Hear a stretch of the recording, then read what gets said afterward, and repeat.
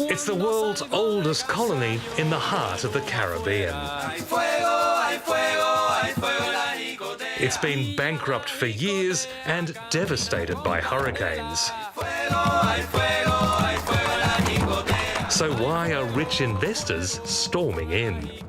I think the two biggest priorities I have in life is to, one, live the most awesome life that I possibly can, and two is to help as many people live the most awesome life that they can. Entrepreneurs say they can turn this ruined island into a high-tech hub. Are they exploiting disaster, or can they save the enchanted isle?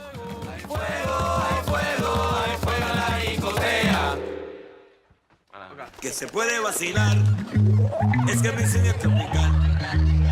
Que se puede vacilar, es que me enseña a complicar.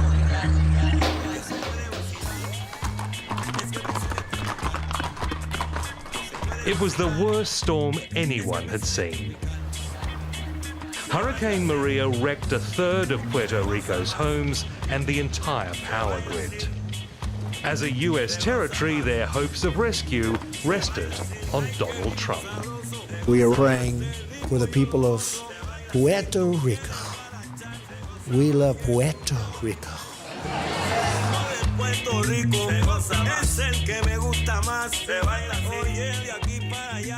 Luis Rodriguez and Christine Nieves waited for help in vain. I just remember this feeling of Armageddon. Everything's dark, there's no government, you're on your own. It felt like everything has collapsed. We've come to their town Mariana 8 months after the hurricane, and it still has no electricity. It's been the longest and largest blackout in US history, and it's not over yet.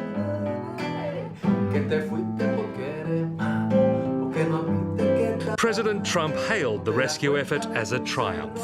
Studies suggest more than 4,000 people died because help came too late.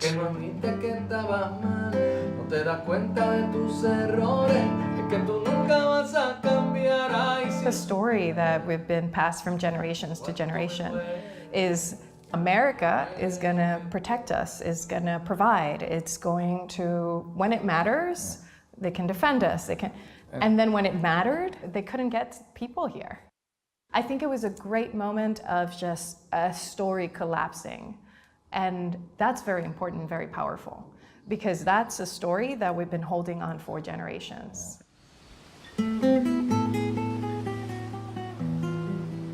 The power grid was antiquated and unreliable even before Maria took it down. Mainland contractors are struggling to put it back up, and it's already hurricane season again. Now, part of the problem is that FEMA, the Federal Disaster Agency, is forbidden by law to improve the grid. When they make repairs, they can only restore it to the way it used to be. And that means they've had to source outmoded equipment, some of which isn't even made anymore, ship it down from the mainland and spend more time and money to make the system bad again than it would cost to make it good. It really is that insane.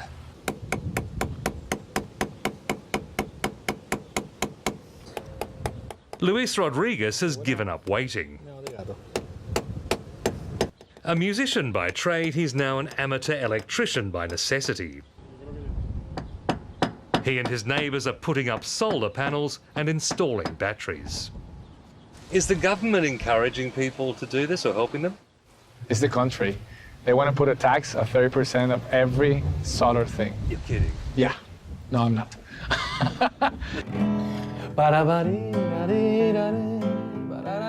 Since Maria, their community's done almost all the rebuilding on its own.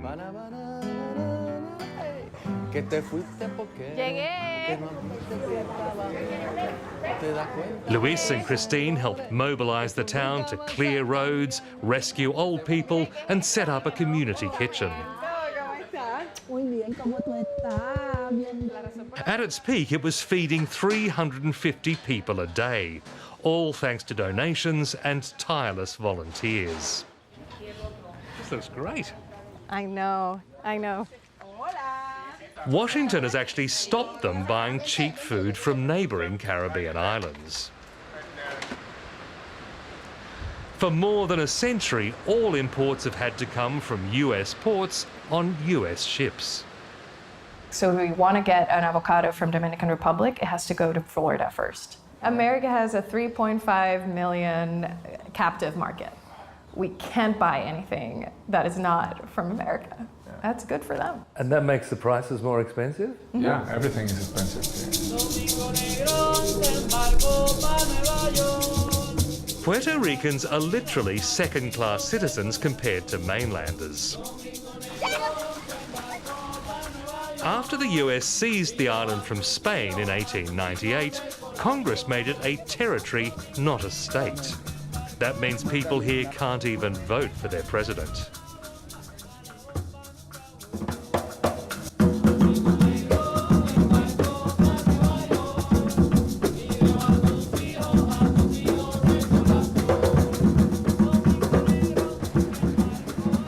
The island has been run by outsiders pretty much since Christopher Columbus came across it in 1493. For centuries, Puerto Rico was seen as the gateway to the New World. Since the hurricane, it's shown everything wrong with the New World. Today's politics and economics and bureaucracy have fundamentally failed this community, which is why some say it's the perfect time to become the gateway to a different New World.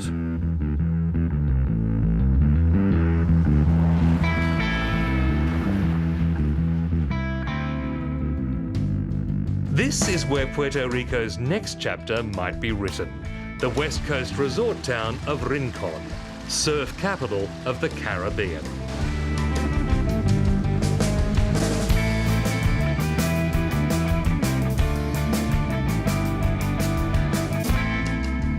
It's a week-long gathering called Restart Week, aimed quite literally at restarting Puerto Rico. Many of the guests are unlikely-looking millionaires. They trade in cryptocurrencies like Bitcoin, selling digital money for real money. Everyone says we're the smartest guys in the world. Why don't we come out somewhere where that we can live in this beautiful place and be guests of these great people and, you know, hopefully make a difference. And what's the business attraction of coming to a place that's just been leveled by a hurricane? And a blank slate, right? It's just a blank slate.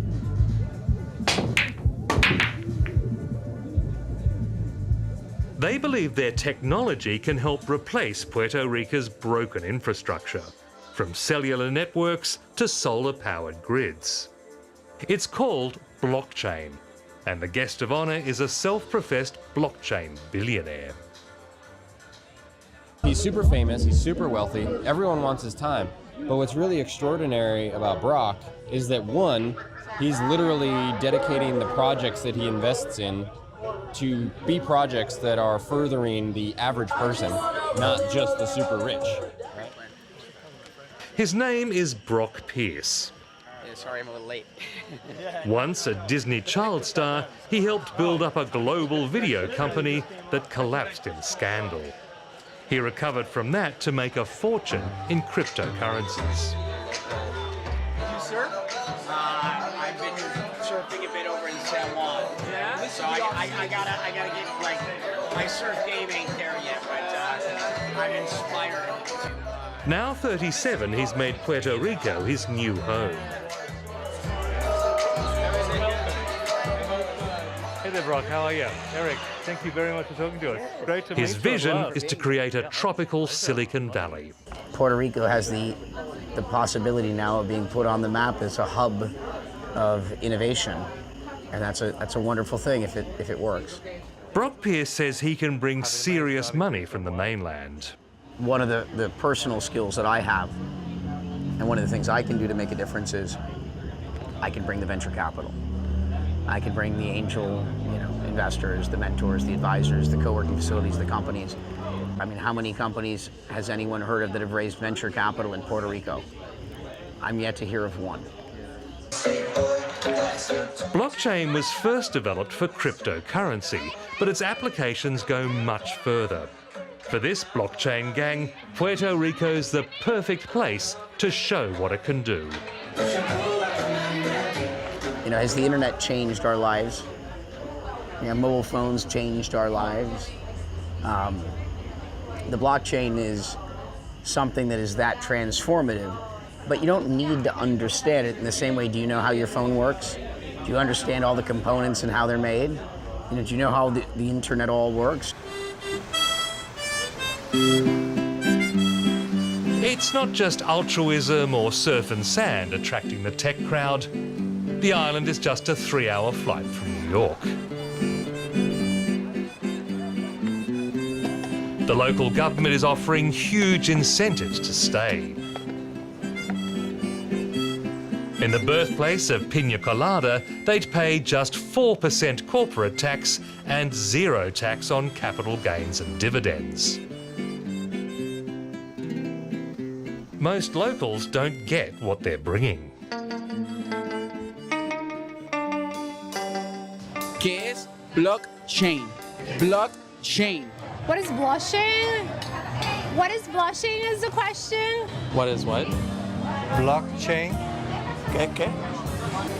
No idea what that is. Don't know what blockchain means. What is it? I have no clue. ¿Qué es blockchain? Es tecnología digital de ledger sobre la cual se utiliza el sistema Bitcoin. Correcto. Since the time of Columbus, assets have been tracked by bank ledgers. The benefit of blockchain is that it makes its own ledger, cutting out the bank and any fee-charging middleman. You deal peer-to-peer, or as they say here, mano a mano. I've just used a credit card to deposit $200 into a Bitcoin app to buy a very small slice of a Bitcoin. Now, I can either sit on that and wait for the price to go up before I cash out, or I can try to use this digital money to buy something real. Buenos dias. Buenos dias, good morning. You take Bitcoin, I Yes, understand. of course, I just said Bitcoin. Fantastic, let's go. All right.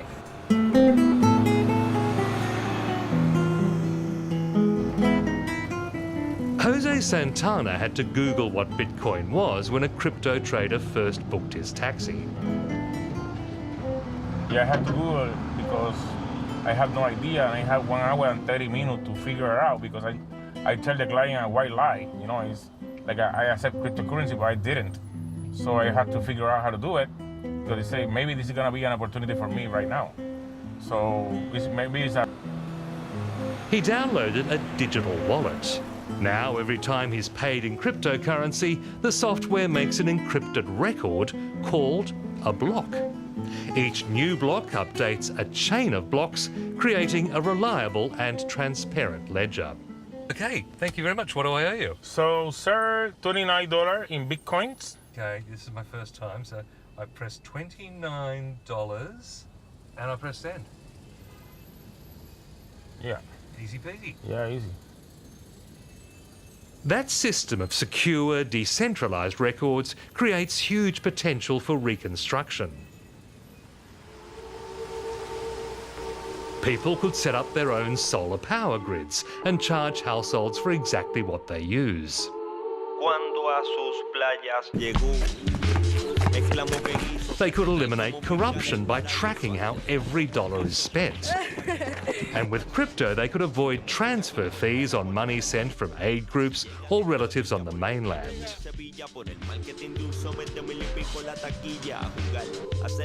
But for all the hype, people right now have more urgent concerns, like fixing their roofs before the next hurricane.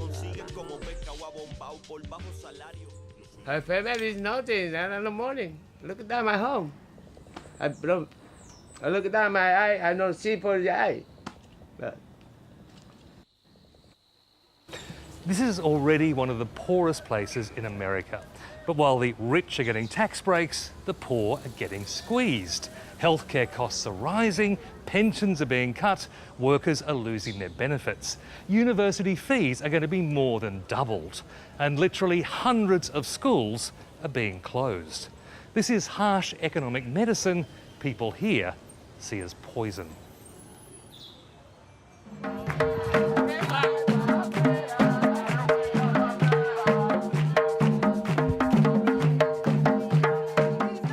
Students are leading the fight against savage austerity cuts. The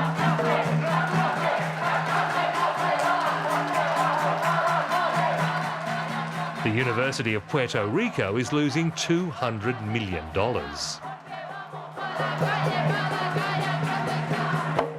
Student activist and folk singer Adriana Rodriguez says it has nothing to do with Maria. Those aren't problems of the hurricane. They've been here before because of the economic and political crisis. For decades, local governments funded their spending by issuing cheap bonds, in effect selling IOUs.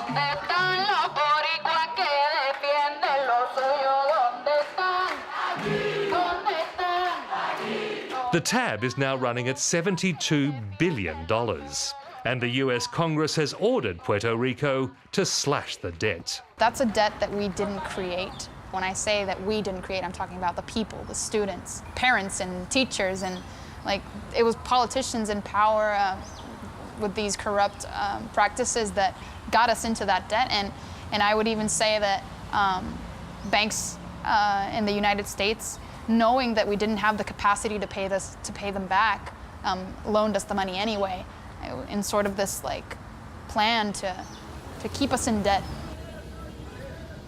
For generations, many graduates have had to move to the mainland to find work. This crisis will make it even harder for them to stay. It's left young people desperate to find a new way, but they've grown deeply skeptical of outsiders. Recordemos que el desastre, mira que no es natural, producto de ser colonia, nunca somos prioridad. Escribamos nuestra historia, busquemos la libertad. ¿Dónde está? ¿Dónde está? ¿Dónde está que no nos llega? ¿Dónde está? Calle Luna, calle Sol. Calle Luna, calle Sol. Calle Luna, calle Sol.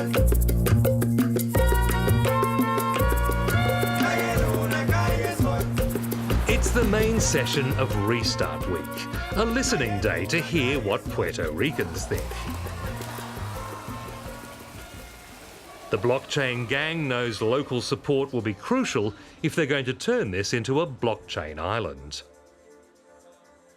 I have believed for quite some time now that, cryptocurrencies and blockchain technology was going to change the world. In fact, I believe it already has. Like when you drop a rock in the pond or whatever, the ripples start going out, but it takes seconds or minutes for those ripples to finally reach the outside of that pond, right?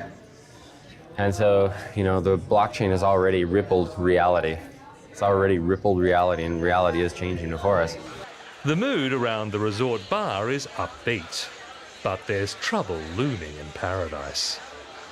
With all that you're doing, there are still people who say you're all vulture capitalists coming down here to feed on the carrion of Puerto Rico's misery.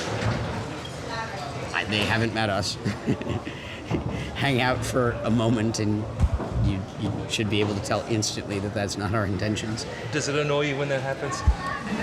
No, I don't get annoyed by, the uninformed. You don't get mad at a child.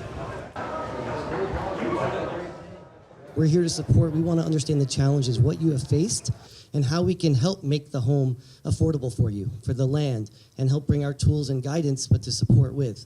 So we're here just to support and learn, and we're going to co-create this, what we want to design together. At first, it's mainlanders doing most of the talking. But independence activists have crashed the session to ask some pointed questions. You guys are making it seem like all the children in Puerto Rico need to be well-versed in technology. And that is not the case. What they need to be well-versed in is agriculture. And those two things are polar opposites. Don't take the mic. Suddenly, the day of listening becomes a day of fighting. All of these people have such good intentions, but you don't know that yet. And I'm not asking you to trust them. I believe they that have people such have good good intentions, and they are going to make something beautiful happen, and you're going to be a part of it, whether you like it or not. So you're insulting? What? Exacto, whether I like it or not. It's going to. We don't like it. We don't like it. That's all But eventually you will. The whole understanding that you're going to create something that you're going to like. It's not going to happen overnight. And you know what? It's going to happen when all of us work together, because this land is it is our responsibility collectively. You guys didn't have any interest in Puerto Rico until the tax breaks came, and that's why you're here. Instead of being welcomed as allies, they find themselves being treated as crypto-colonialists. Figure out what can be done. I am here in service. I've committed my entire life to the last breath in service. We don't need a savior coming in a white skin with blue eyes. We don't need saviors. We're not here to take over or do anything. We want to step behind you and give you strength in your numbers. I relocated my life from Hawaii. So don't tell me you don't have an agenda, because your agenda is to come live on our land. And you know what? It's not that we don't want you here. It's not that we don't want Americans here. We want you here on our terms, just like any other country. This is not how the day was meant to go. I'm here to help any farmer that wants to figure out how to farm. I don't want to own their land. I want to figure out how to give them the resources so they can grow on their land. It's teach a man to fish, teach a person how to grow. You know, great. People want to grow some things here. I'm here to help you grow some things. You show me, bring me the farmers that want some land. I will figure out how to buy that land to give it to them, and so that they can grow the things that are needed here. Show me real opportunities, and I'll show you real solutions. Outside, Brock Pierce puts on a brave face. We had a very healthy conversation with a few local Puerto Ricans that don't yet understand what this movement or technology is about, but they are, upset, generally speaking, about the state of things, and feeling like victims for 500 years, and very, very passionate, and going, how is this going to be different? How should we trust this? And I think that's healthy. Are you surprised by the lack of trust?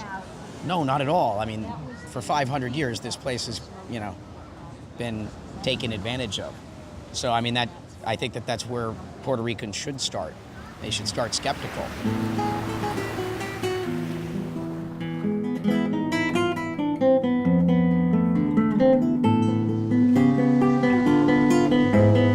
Back in Mariana, Christine is getting ready for the next disaster. Luisa's old school closed 5 years ago. Yeah, this is heartbreaking. It's just... They're turning it into a community centre. Left behind. Everything, when we found it, it was all the books were brand new, too. We think that this place has the potential for turning into an emergency clinic if it's necessary after any hurricane, a center for actual community-driven hurricane preparedness and planning, which we're going to be working on once the generator gets here. As usual, they're getting no help from FEMA or the island government. Trying to be not the government, but understand what it is to self-govern. I mean, how do you do that? How do you manage resources and energy and understand what people need? And you're working on the assumption that there is going to be another giant storm like Maria again. We're preparing for that. Like many of her generation, she left Puerto Rico after she graduated. I actually left to never come back. Why have you come back? Why? Because if it's not now, there's nothing worth fighting for. It's now.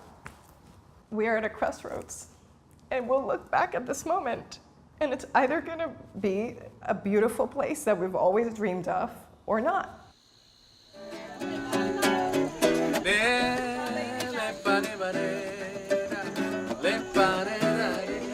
They power up the generator for another night off the grid.